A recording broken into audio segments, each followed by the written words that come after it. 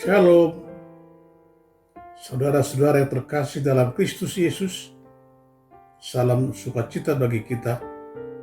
Salam jumpa kembali di renungan harian di awal minggu ini, sekaligus di awal bulan ini, Senin 1 Mei 2023, yang mengambil judul Sukacita dalam Tuhan. Sebelum kita mulai renungan harian hari ini, terlebih dahulu kita berdoa.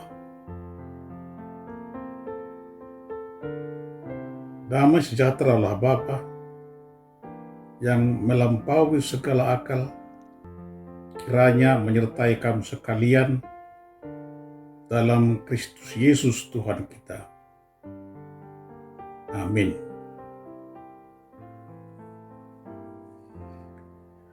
Renungan harian hari ini diambil dari Yesaya 61 ayat 11. Sebab seperti bumi memancarkan tumbuh-tumbuhan dan seperti kebun menumbuhkan benih yang ditaburkan, demikianlah Tuhan Allah akan menumbuhkan kebenaran dan puji-pujian di depan semua bangsa-bangsa. Ai songot tano nama nubuhon susuanan, jala songon porlak na pasibur tubuh bodi asida burhot tusi ikos songonido patubuan di Jehovah hati goran dohot puji-pujian ya do pada sadok akka para bigu. Saudara terkasih, Nabi Yesaya dipanggil dan diutus Tuhan untuk membawa kabar baik, kabar sukacita kepada umat yang sudah kembali ke Yerusalem dari pembuangan. Berita keselamatan atau penghiburan ini disampaikan pada umat Israel yang kondisinya pada saat itu berada dalam kondisi putus asa dan punya harapan untuk masa depan yang lebih baik. Berita itu sebagai bukti bahwa Allah mengasihi umatnya. Siapakah orang-orang sengsara? Siapakah orang yang remuk hati? Siapakah orang tawanan? Siapakah orang yang dipenjara? Siapakah orang yang berkabung?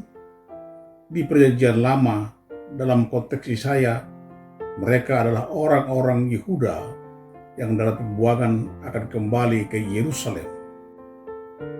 Yesus sebagai yang diurapi Allah datang ke tengah-tengah dunia ini, membebaskan kita dari kesengsaraan, merawat hati kita yang remuk karena penderitaan-penderitaan di dunia ini. Dengan kematian dan kebangkitan Yesus, kita dibebaskan dari tawanan dan penjara dosa dan kematian. Dia hadir untuk menghibur kita sehingga masa perkabungan kita berakhir, digantikan dengan masa sukacita, masa yang penuh pengharapan bagi anak-anak Allah.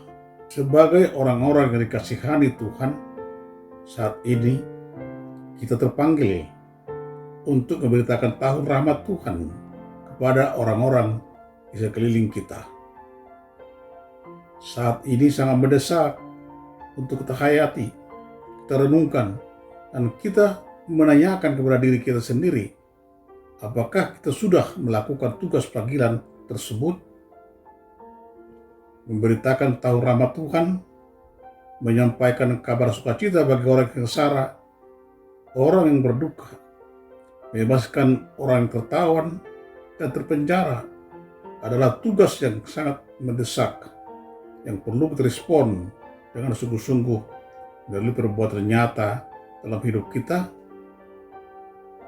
Meskipun kita mendapatkan peran penting untuk menyaksikan ataupun menyampaikan kabar baik ke dunia ini, namun yang memprakarsai dan aktor utama tetaplah Tuhan Yesus dengan otoritasnya, karena dia sendirilah kabar baik itu.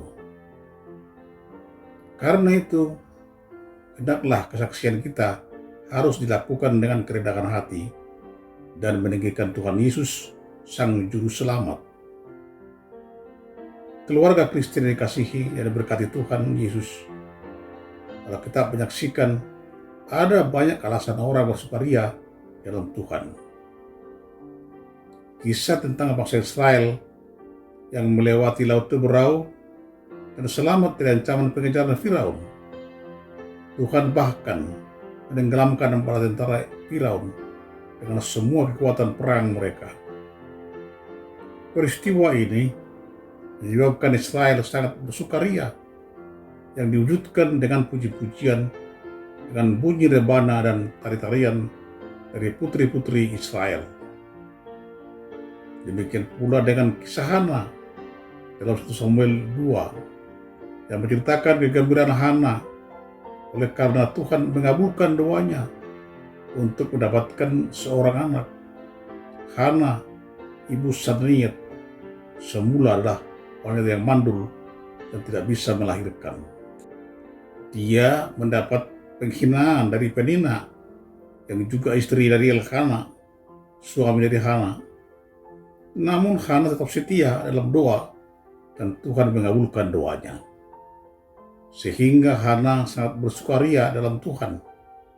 Dua kisah Alkitab ini menunjukkan sifat utama orang bersukaria dalam Tuhan, yaitu dapat menyadari dan menghayati kasih dan kebaikan Tuhan Allah yang telah mengingat dan menolong umat dalam kemalangan. Keluarga Kristen yang dikasihi dan diberkati Tuhan Yesus.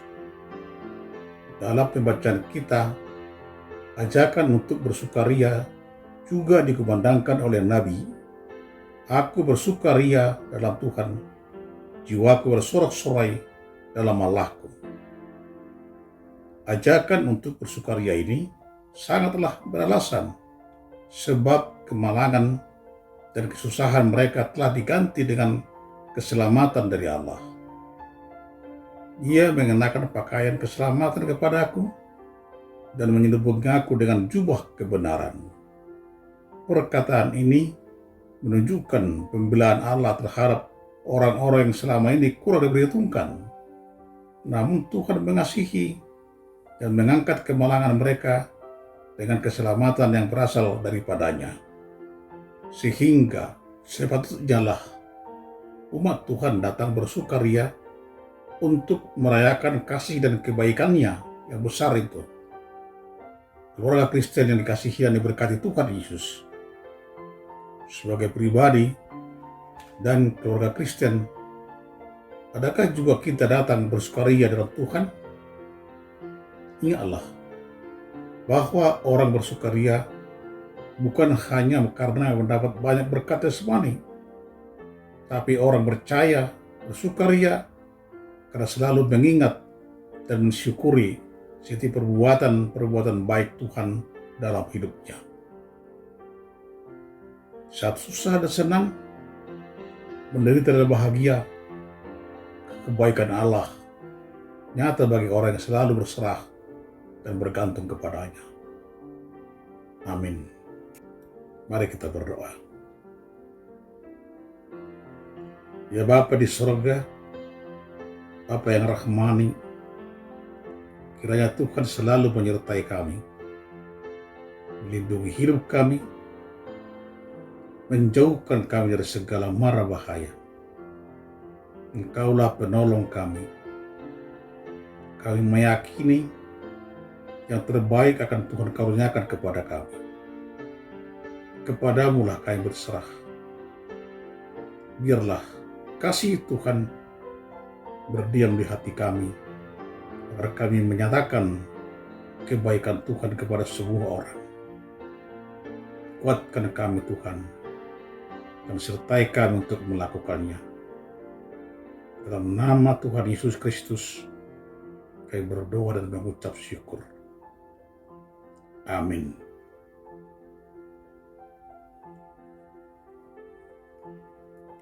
Selamat beraktivitas, tetap semangat. Tuhan Yesus senantiasa berkati kita. Horas.